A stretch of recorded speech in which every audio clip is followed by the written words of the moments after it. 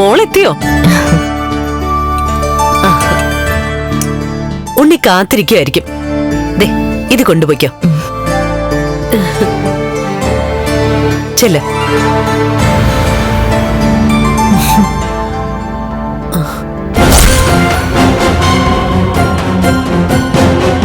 മഹാലക്ഷ്മി എത്തിയോ? കൊണ്ടുപോയി കൊടുക്ക. ശരി അമ്മ. അവിടെ നിൽക്ക്.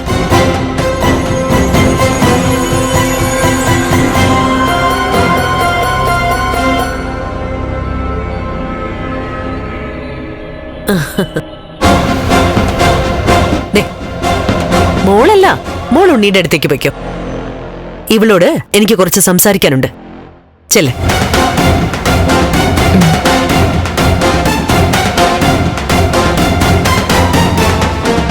എന്താ അമ്മ?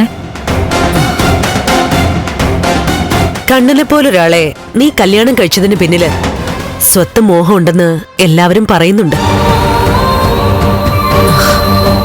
അത് അരിയാഹാരം കഴിക്കുന്ന എല്ലാവർക്കും മനസ്സിലാവുകയും ചെയ്യും. കണ്ണന് ഭർത്താവായി നിലനിർത്തിയിട്ട് നിന്റെ കാമുകനുമായി ബന്ധം തുടരാമെന്നാണോ നിന്റെ ചിന്ത? കാമുകനോ? അല്ല, നിന്നെ പോലെ അത്യാവശ്യം കാണാൻ കൊള്ളാവുന്ന ഒരുത്തിക്ക് കാമുകന്മാര് കാണുമല്ലോ.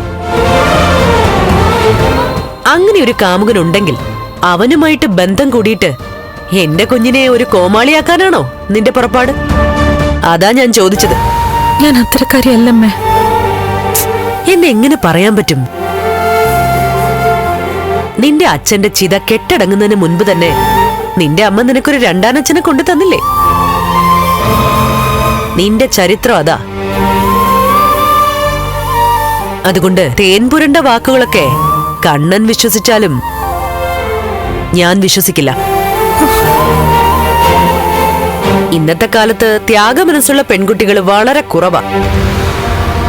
അങ്ങനെയുള്ളവര് ത്യാഗം ചെയ്യുന്നുണ്ടെങ്കിൽ അതിനു പിന്നിൽ അവര് മറ്റെന്തെങ്കിലും നേട്ടം പ്രതീക്ഷിക്കുന്നുണ്ടാവും. അയ്യോ, ഞാൻ അങ്ങനൊന്നും പ്രതീക്ഷിക്കുന്നില്ലമ്മേ. കണ്ണേട്ടന്റെ ഭാര്യയായി കണ്ണേട്ടനെ സ്നേഹിച്ച് ജീവിതം ജീവിച്ചു തീർക്കാനാ ഞാൻ പൂർണ്ണ മനസ്സോടെ ഇവിടേക്ക് വന്നത്. അതിലൊരു മാറ്റവും ഉണ്ടാവില്ല.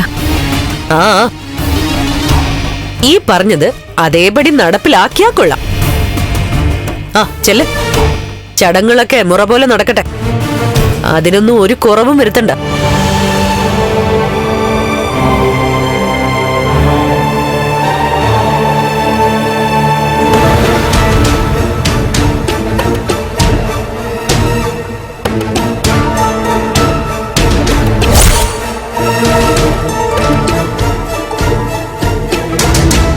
എന്താ അവള് പറയുന്നത്? അവളുടെ കഴുത്തി കിടക്കുന്ന താലിക്ക് മങ്ങലേൽക്കുന്ന രീതിയില് അവളൊന്നും ചെയ്യത്തില്ല എന്നൊക്കെയാ പറഞ്ഞിട്ട് പോയത്. ആ പറച്ചിലിന് വലിയ ആയുസൊന്നും ഇല്ല മോളെ. കണ്ണനെ പോലെ ഒരുത്തനെ ഒരു പെൺകുട്ടികളും കല്യാണം കഴിക്കില്ലെന്നാ കരുതിയത്. എന്നാ അതിന് വിരുദ്ധമായിട്ട് ഇവള് സമ്മതം മൂളിയത് സമ്പത്ത് മുന്നിൽ കണ്ടിട്ട് തന്നെയാ. അത് ഉറപ്പല്ലേ? അങ്ങനെയെങ്കിൽ അവളെ ഇവിടെ വെച്ച് പൊറപ്പിക്കരുതമ്മ. നോക്കട്ടെ അവളുടെ പോക്ക് എങ്ങോട്ടാണെന്ന്. ഫ്ലവേഴ്സ് സ്മാർട്ട് ഷോ ഫെബ്രുവരി 15 ശനിയാഴ്ച ആരംഭിക്കുന്നു. ശനി ഞായർ ദിവസങ്ങളിൽ രാത്രി 9:30 ഫ്ലവേഴ്സിൽ.